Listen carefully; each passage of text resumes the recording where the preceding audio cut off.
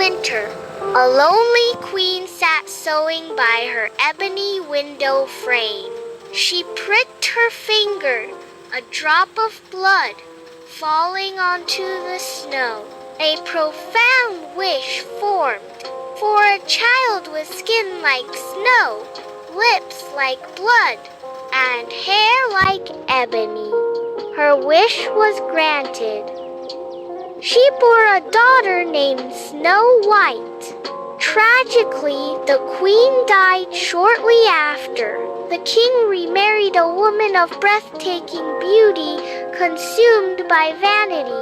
She possessed a magical mirror, daily asking, "Mirror, mirror, on the wall, who is the fairest of them all?" For years the mirror replied, "You, my queen, are the fairest." But as Snow White blossomed, her radiant beauty surpassed the queen's. One fateful morning, the mirror's answer changed. "Queen, you are lovely, but Snow White is 1,000 times fairer than you." A searing jealousy ignited in the queen's heart.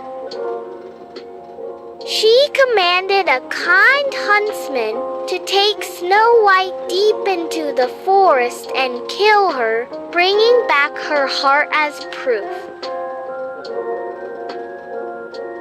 The huntsman, unable to harm the innocent girl, tearfully urged Snow White to flee. To appease the queen, he slew a wild boar and presented its heart. Lost and terrified, Snow White wandered through the dense, whispering woods. Just as despair set in, she stumbled upon a charming tiny cottage. Inside, everything was miniature and orderly. 7 tiny plates, 7 little mugs, and 7 neatly made beds. Exhausted, she ate a little from each plate and, finding one bed, fell into a deep sleep. At dusk, the cottage's owners returned, 7 hard-working dwarfs. They were astonished to find a beautiful maiden asleep. Snow White awoke, startled, and tearfully recounted her harrowing tale. Moved by her plight, the dwarfs offered her shelter, but with one strict rule: she must never open the door to anyone while they were away. Back at the castle, the vain queen, believing Snow White dead, consulted her mirror. To her horror, it revealed the truth. Snow White, high in the mountains, with the 7 dwarfs, is still 1,000 times fairer than you. Enraged, the queen vowed to finish the deed herself. Disguising herself as an old peddler, she journeyed to the cottage. Snow White, forgetting the warning, opened the door. The peddler offered a beautiful, intricately laced bodice. As the queen tightened the laces, Snow White gasped and fainted. The dwarfs returned just in time, cut the suffocating laces, and revived her. Undeterred, the queen tried again, disguised as a different old woman, offering a glittering poisoned comb. Snow White, again forgetting her promise, allowed the woman to comb her hair. The moment the comb touched her scalp, she fell unconscious. Once more the dwarfs arrived, discovered the comb, pulled it out, and Snow White slowly came back to life. Finally, the queen crafted a magnificent deadly apple. One side was pristine white, the other a tempting, vibrant red. Disguised as a farmer's wife, she approached the cottage. Snow White, wary, refused the apple. To prove it safe, the queen bit into the white side. Convinced, Snow White bit into the luscious red side. Instantly, the poison took hold, and she fell, seemingly dead. The dwarfs, finding Snow White lifeless, were inconsolable.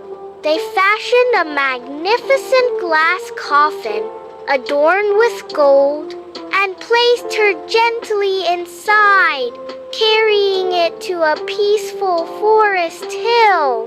There, they kept a constant vigil, for she still looked as if she were merely sleeping. One day, a handsome prince, riding through the forest, he saw the radiant maiden in the glass coffin. Captivated, he learned her tragic story and pleaded to take the coffin to his castle, promising to honor her. Reluctantly, the dwarfs agreed. As the prince's men carefully lifted the heavy coffin, one stumbled, causing a sudden jolt. The small, poisoned piece of apple dislodged from Snow White's throat. With a gasp, she opened her eyes, alive once more. The prince, overjoyed, immediately asked for her hand in marriage. Snow White, her heart filled with gratitude, happily agreed. The dwarfs were welcomed as honored guests. News of the wedding reached the vain queen, who consulted her mirror one last time. Snow White, it declared, is now queen, and 1,000 times fairer than you. Overcome with rage, the queen attended the wedding in disguise. Upon seeing the radiant bride, she recognized Snow White and, consumed by her own evil, turned and fled, never to be seen again. Snow White and her prince lived a long, happy life, ruling their kingdom with kindness and wisdom. She never forgot the simple cottage habits, and he always remembered how quickly safety could turn to danger. The dwarfs visited often, their path between the forest hill and the grand palace, becoming a well-worn trail. And so the tale concludes. Danger faced, deceit unmasked, and a life once lost, beautifully returned. And so the tale concludes. Danger faced, deceit unmasked, and a life once lost, beautifully returned.